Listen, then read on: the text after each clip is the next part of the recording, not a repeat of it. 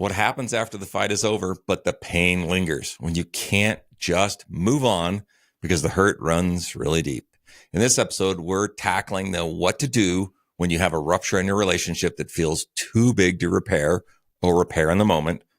That's up next on Master Your Marriage.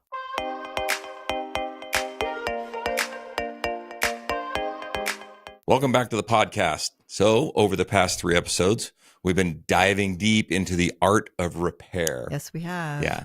And how to navigate this natural cycle of harmony, disharmony, and then repair and bringing your relationship back into harmony. And I love that. Yeah. And we've talked about a lot over the last few weeks. We talked about the ideal way to handle conflict, right? Ideally, we want to repair early in a disagreement. We want to repair often.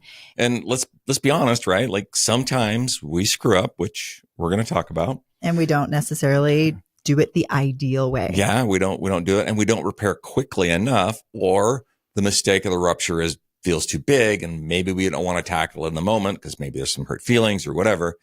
So how do we address the aftermath of a fight when we haven't repaired these things along the way?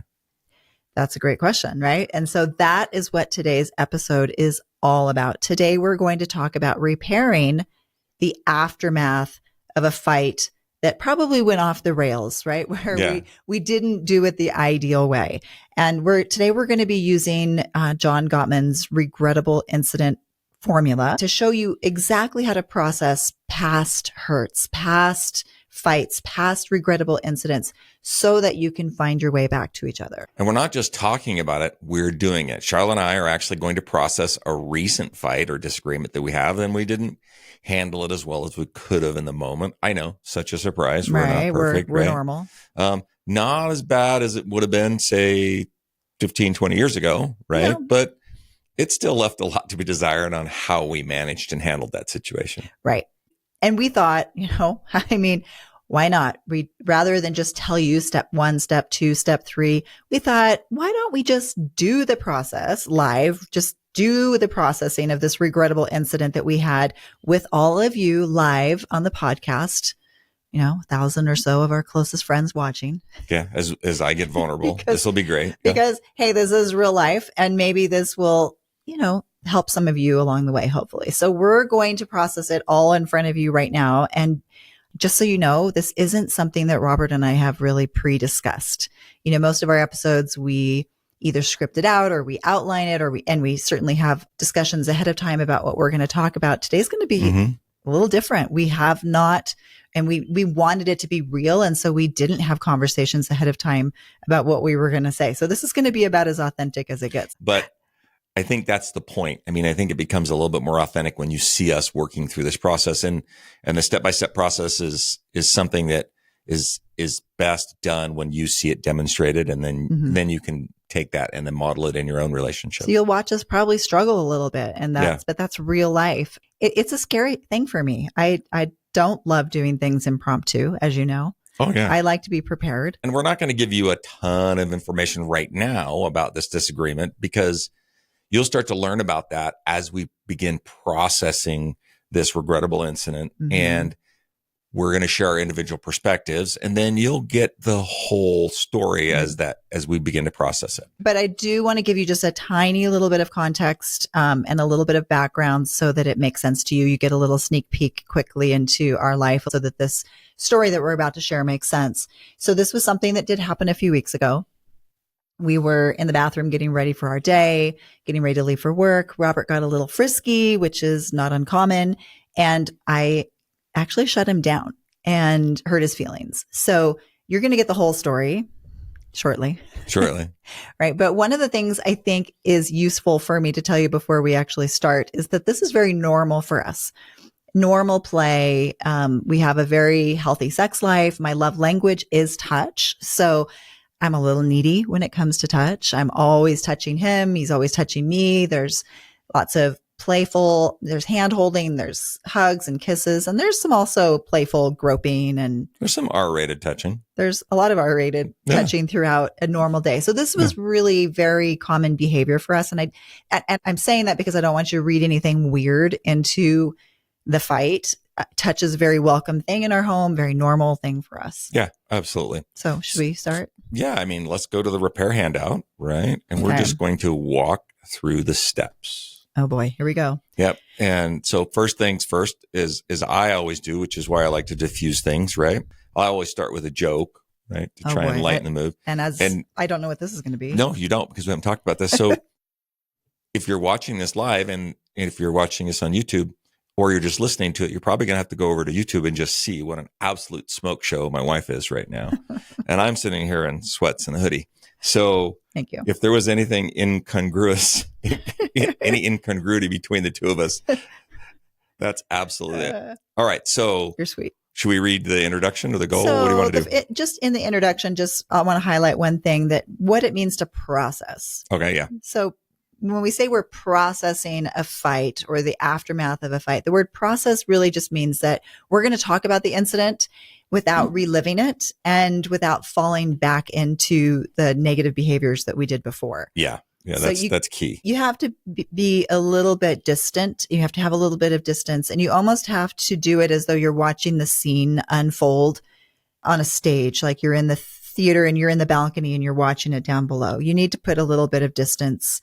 And sometimes this isn't something, if you had the fight yesterday, you may not be ready to process it the next morning. Yeah. I mean, I think the first time that you and I did this, we did it on something that was 5 or 6 years old.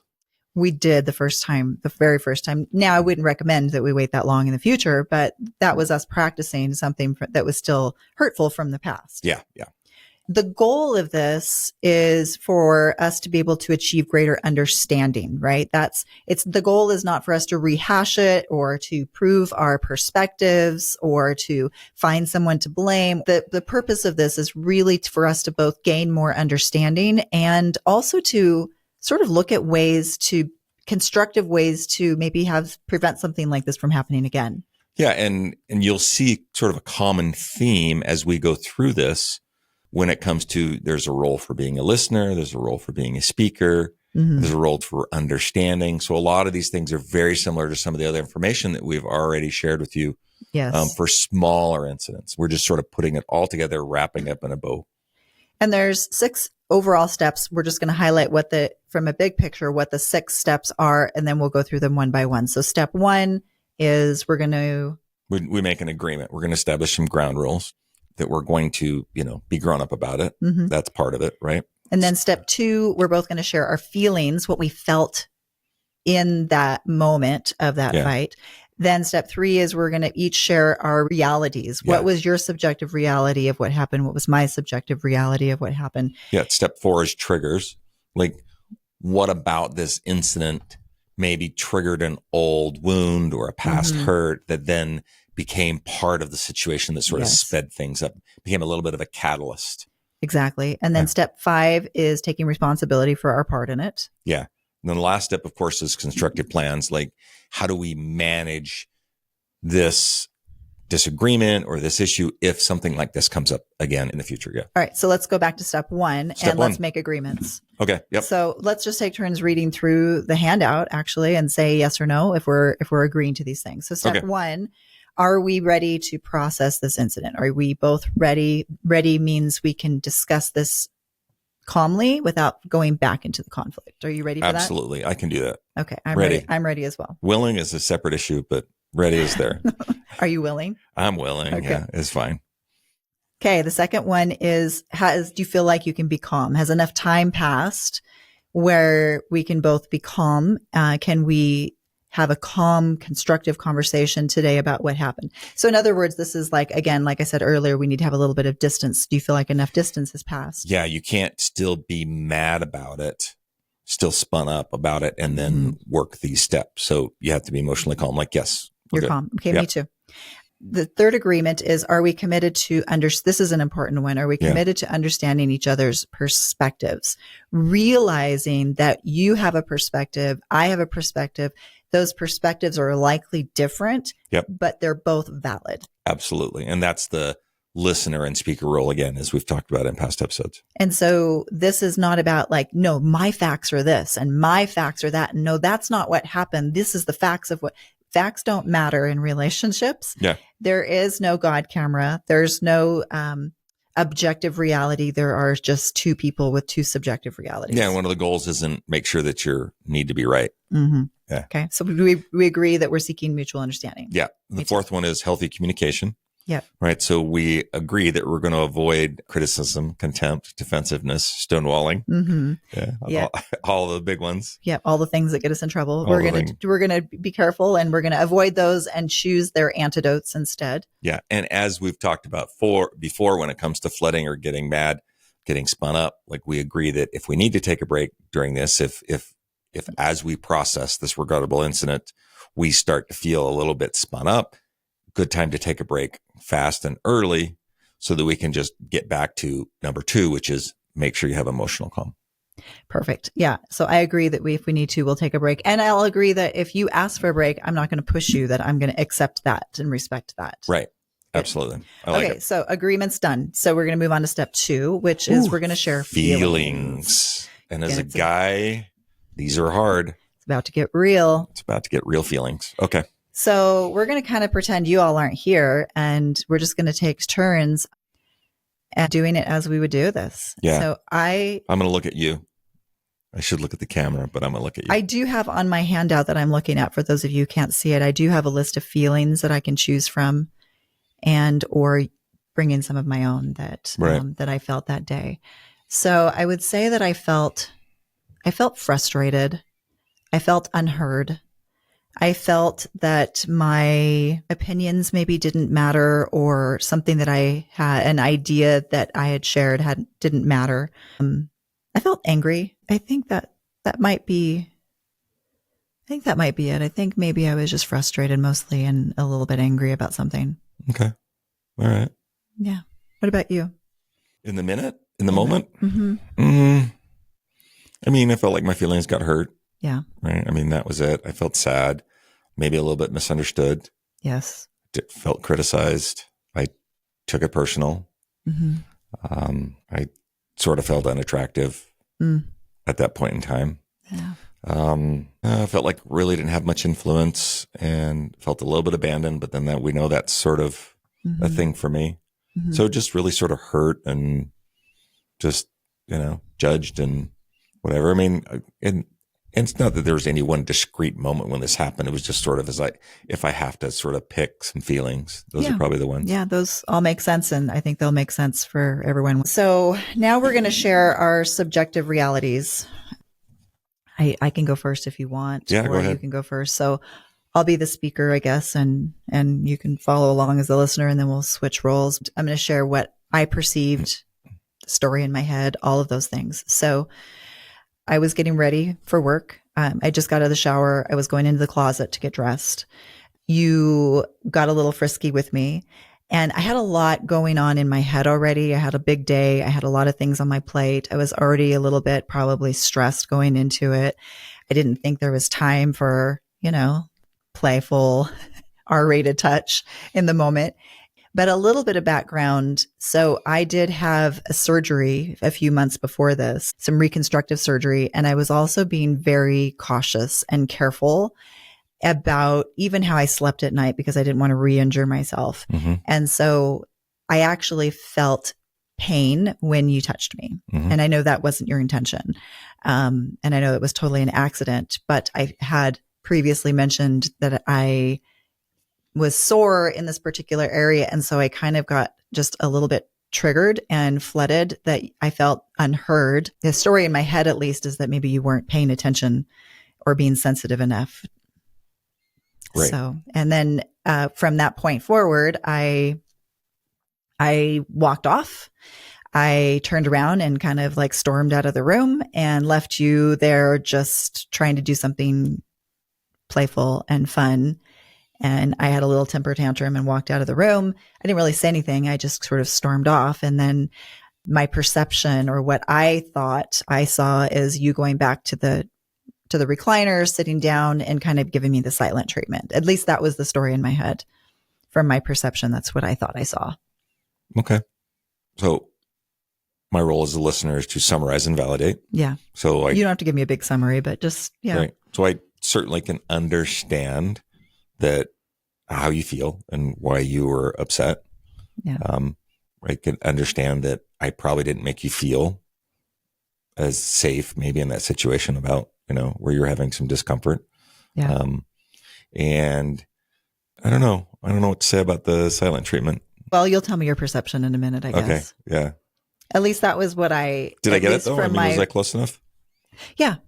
Yeah. Okay. Yeah. I think so. I think when you went back to the room and kind of stopped talking to me, and I think I tried to start a conversation with you as though it didn't happen, and I felt like you didn't really want to talk to me. Maybe that's what I meant by the silent treatment. Oh, okay. Yeah. All right. Okay. Okay. So tell me yours. Let's switch roles. Why don't you tell me your subjective reality, your experience of what happened? I mean, you're naked. So of course, as every guy around is going to take advantage of that if they can, or probably just, grabbed you or touched you in the wrong spot. And, and that was it. Next thing I know, you were mad at me and frustrated. And I sort of I began to feel like I flashed back to just early on in our relationship when the bite was pretty hard and it was pretty sharp. Mm-hmm. So I think all of that just sort of came back, like, and I felt just like unwanted. And here, as we've talked about before, like this is just something that we do all the time. So I was just like, what the heck just happened? Like, I don't even know. Right. And I was still just sort of processing it. I mean, and so, I went back to the chair and I think you trying to talk to me was a repair attempt at the moment. I think so. But it was still pretty sharp. Yeah. And, and this is a hard part for guys. And we've talked about this as I'm talking to our listeners as well. Like guys have difficult being vulnerable. Right. Yeah. And and I'm going to just go off script for a half a second. One of the most vulnerable things that we can do in our relationships is ask for sex and then be denied sex. Right. And not that I was necessarily asking for sex, because that's not really what it was, right. But to be just sort of like, nope, stop, yeah. felt like a little kid. Yeah. So you felt rejected. Yeah. You felt unattractive. You felt confused, I'm sure, because that would have been kind of a normal, okay. I wouldn't have normally responded in that way. Yeah. Because I reacted sharply. Yeah. Did I get that right? Yeah. Okay. Yeah, that's about right. Does that make sense? Yeah. Is there anything you feel like I need to understand further? No, I think we're going to get to it. Okay. Yeah. So we just switched roles. And before we move on to step 4, we just want to make sure that we both felt heard. So is there anything additional that you want to add or feel like we need to say before we move on? No, I feel all right about that. Okay. Does that make sense to you? Yeah. Okay. All right. So step 4. Does it accurately describe what you think was going on? It does. It does. Okay. It for sure does. So let's move on to step 4, which is triggers. Oh yeah. And we're going to just both reflect for a moment on what happened and what caused a strong emotional reaction, and kind of want to look at the root of that reaction that we both had. What was the root of our reaction? So one of the things you can do here is sort of play back a videotape of your own memory of a time in the past when you experienced similar feelings. Yep. Yeah. So abandonment, rejection, all of those things. For me, it was that. It was flashing back to early on when it was, who knew if I touched you, if you were going to receive it or not. Right. And so we're going to share just kind of the trigger, perhaps the background story of why it's sort of a sensitive area. Because remember, a trigger is just an old wound that sort of gets reopened. Yeah. And the idea here is that we can share that it becomes an enduring vulnerability for each of us. We become a little bit more sensitive to those scars, those old wounds that we each have by sharing them with each other. Yep. So since you know yours, go ahead and share that story. I got a little bit ahead.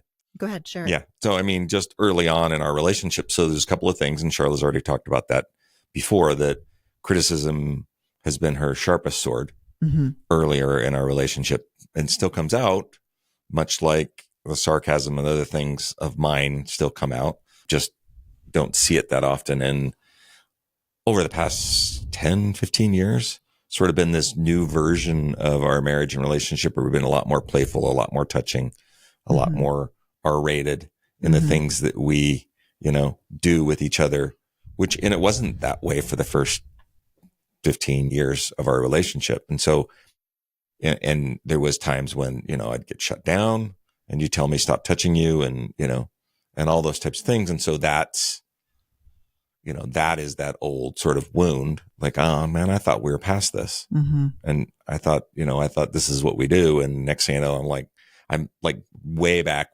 when, going back to this, like, geez, how'd we fall back into this thing again? Yeah. So that's sort of that old wound, which it's buried pretty deep. I don't really see it that much, but in this instance, that sort of, felt small, felt criticized, felt worthless, felt unattractive. Yeah. Felt like I don't even know what I'm doing. Should I just stop touching you? Like, all of those types of things. Yeah. Yeah. Unwanted. Yeah. I mean, I can, it makes sense to me. I can see why that would be a trigger for you. Yeah. So that's where that came from. Yeah. So for me, was there anything else you want to share about that before I share mine? Does that make sense? It does. Yeah. Okay. So for me, I think as someone who actually craves physical touch, it's interesting that if I don't feel like I'm getting the hand holding, the kiss on the back of the neck, it feels a little bit transactional. Like, you just want me for sex. I'm just kind of like going back in my mind to probably early on when we had babies and, we were busy and it was not necessarily intentional, but I think there were times where we just didn't have a lot of touch from day to day. Like, the only touch I'd get was just for sex.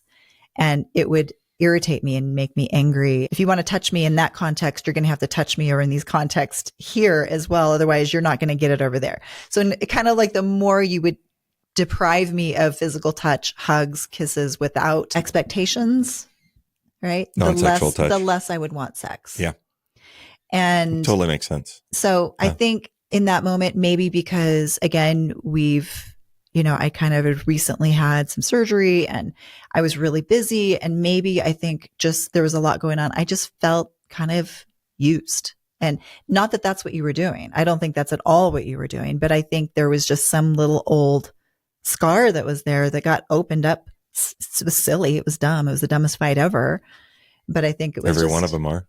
But I think that's what it was. I think I just kind of felt like used. Yeah. I'm sorry. Something old. I mean, I wish I'd have known your unconscious love language back then. Well, and I think we're going to talk about this in the next step, but also, kind of, I did feel pain, and that I think did not put me in my best self.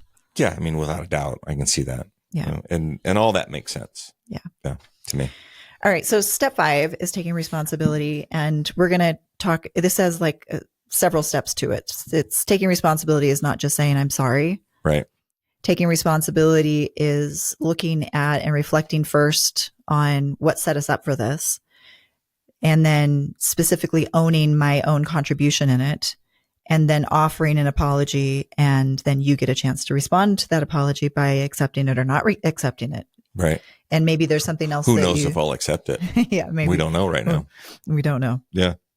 And so, reflecting on what I think set me up for this miscommunication with you is honestly what I just said. I think it was the fact that I had a lot on my plate. I had a lot on my mind. I had a really big day ahead of me. So I was distracted. I wasn't present. And that's on me. Like, I wasn't being present with you, and I just didn't want to be bothered because I had other things I already wanted to do.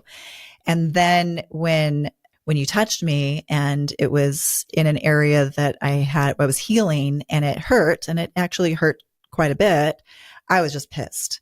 And then that combination of those two things, I reacted very poorly. And I knew as I stormed off, like as I got into the other room, I knew that I stormed off, and I knew that I left you sitting there feeling rejected. And in that brief little second, I didn't care because I felt like you deserved it. And so there's some honesty for you, which is true, right? I mean, that's how these things go. And my contribution, and I'm saying that because I'm owning that. That's the piece I need to own, is that, man, that was like a little vindictive little like screw you in that moment, that I need to own that. Yeah, I was hurt, both, physically. I was distracted and I wasn't present with you, and I felt like you should have known better. And so I just went like stormed off and let you feel rejected. And so that's my part in it. My part in it is I knew better, and I didn't choose better. I wasn't my best self. Yeah. And I'm sorry. I'm sorry because I was not my best self. I'm sorry that I chose to be a little bit of get even, a little bit of retaliation in that moment. I knew that I was hurting you, and I am sorry. I appreciate that. I know that hurt you. I know that was, I know that was an old wound, and I kind of picked at it, and I kind of did it on purpose. That sounds mean. I know. Well, we all have a little mean streak, don't we? We all have a little mean streak. Maybe. I don't know. So I have a mean streak. We all know that. I'm sorry. Yeah. Well, thank you for that. Do you accept my apology? I accept your apology. Okay. Your turn. My turn. I don't know. It seems like you apologized. We're good. No? Okay. What set us up? I mean, I think I knew that you were busy and running around. Mm-hmm. Like I think I knew that. So I might have just been a pain in the butt anyway. Mm.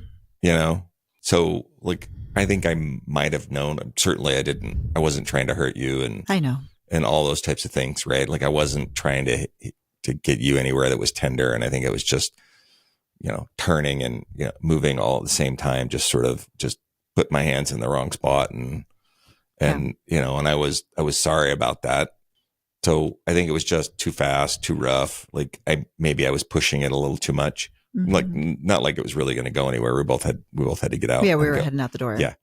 So I just think that that might have been it. And I don't know if there's anything else that necessarily set me up for it, but for my reaction to that, which is just my side is what I did to you, not really how I felt. We've already covered that. So, but I am sorry. I certainly didn't mean to hurt you. I know that we've briefly processed this before we got to this point, but yeah.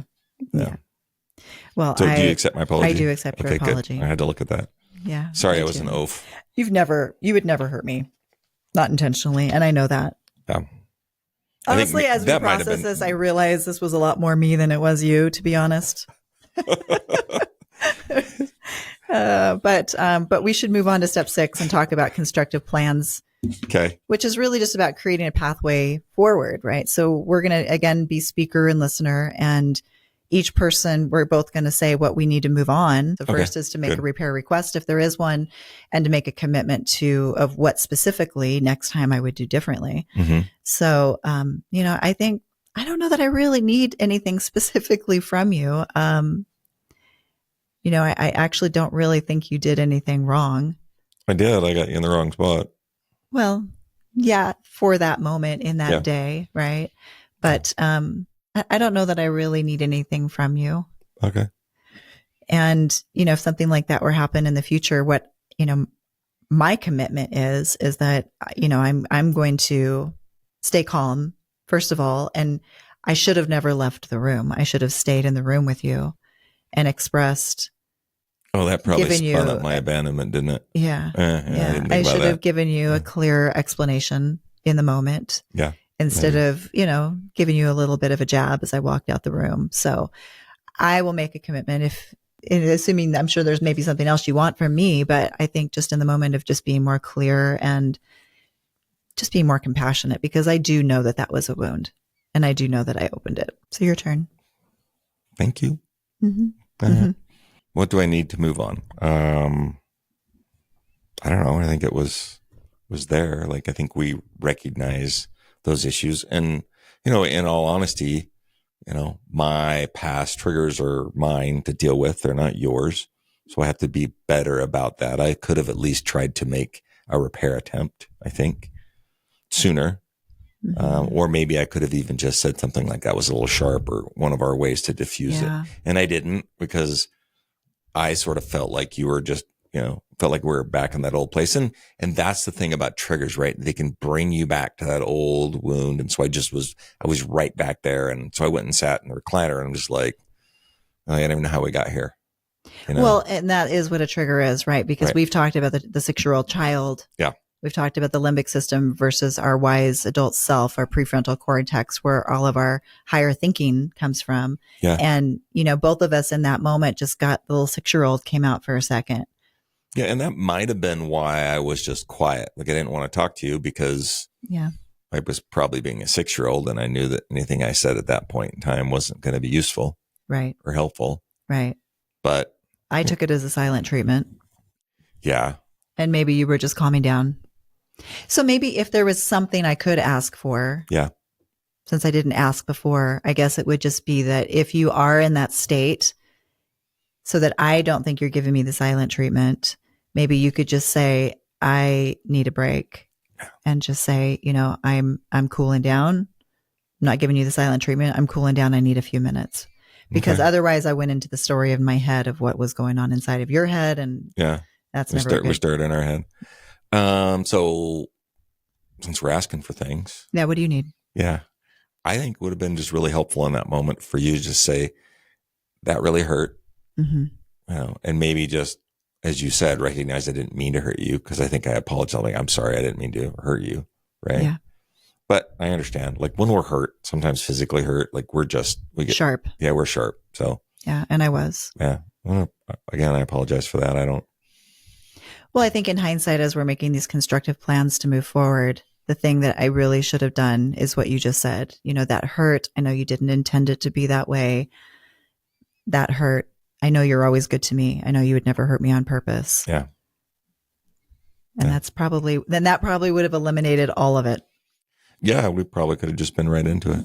Yeah. Yeah.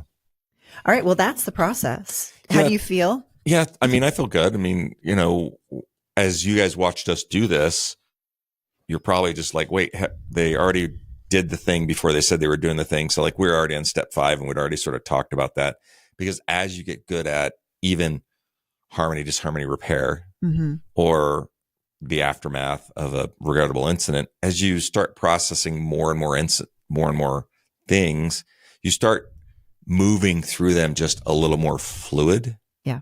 And so we already did a smaller version of this repair, I think, that day, a couple hours later or something like that, just so that we could just try to understand each other's perspective. We didn't do the whole thing. Yeah, we didn't do that. And I'll say this is instructive, because while we didn't do this whole thing, as we're preparing for the podcast, Sharla brought it up. I'm like, I don't know, man, there's some feelings there still. Yeah. So, but that's what's good about it, is to just bring it out and talk about your feelings, but you have to be in the right space. You have to be in the right position.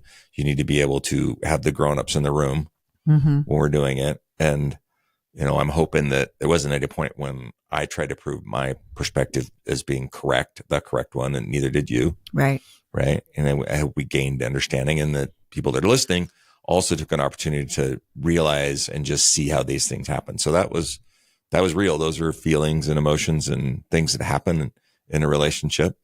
You said earlier today that you still had a little bit of hurt about the incident, which I didn't know until we decided we were going to do this today. Mm-hmm. Do you feel like those feelings are a little bit calmer now? Yeah. Do you feel like they're... Yeah. I mean, probably because you told me her side. We understand now a little bit more. So I think understanding comes things. And also we both apologized, which is different. Well, and so this is the whole point, right? Is that with understanding each other, with understanding those vulnerabilities in one another, when we understand what set us up for this to happen, and when we make constructive plans to try to do better in the future and bring our best self next time, it's much easier to let go of the resentment, to let go of the bitterness, and to move forward in forgiveness, and to give grace to one another that maybe we wouldn't have done had we not had the conversations about how we got there. And the thing that I think I want to leave kind of with in this episode is that, where do we pick up all of the greatest skills for our relationship? Where do we build trust? And you look at that cycle of harmony, disharmony, repair, harmony, disharmony, repair. Where do you build trust? You don't build trust in harmony. No, you build it in repair. You build it in repair. Absolutely. Yeah. You build understanding in repair. You build love in repair. You pick up all the greatest skills when you're working through the hard things, when you're working through the repair. So that's right. This is your college class on relationships, right? And the harmony is the coursework. The disharmony is the coursework, and the repair is the final exam. Yeah. Right. I love that. This is where you get to practice all the things that you learned, is how well you repair. Yeah. And we'll say that 150,000 times probably. Yeah. So do this work to gain and to reestablish trust, but also to get the greatest gift from the fight, which is all of the skills and the love and the understanding. It's worth it to process and to do the repair work. That's where the good stuff comes from. That's awesome. All right. Well, that's a wrap for today. Come on over to social media this week and let's talk about it some more. Let's talk about processing past regrettable incidents. Thank you guys so much for being here. If this episode resonated with you, if you feel like maybe you need to share it with somebody that it could benefit, we'd really appreciate that. We'd also love it if you could, if you haven't yet, leave us a 5-star review and a comment. That we'd love to see that. And we know that that gets our message out so that we can help more couples. And as always, be kind to each other this week. Look out for each other. And remember, it's the small and simple things done often that create the greatest impact in your relationship.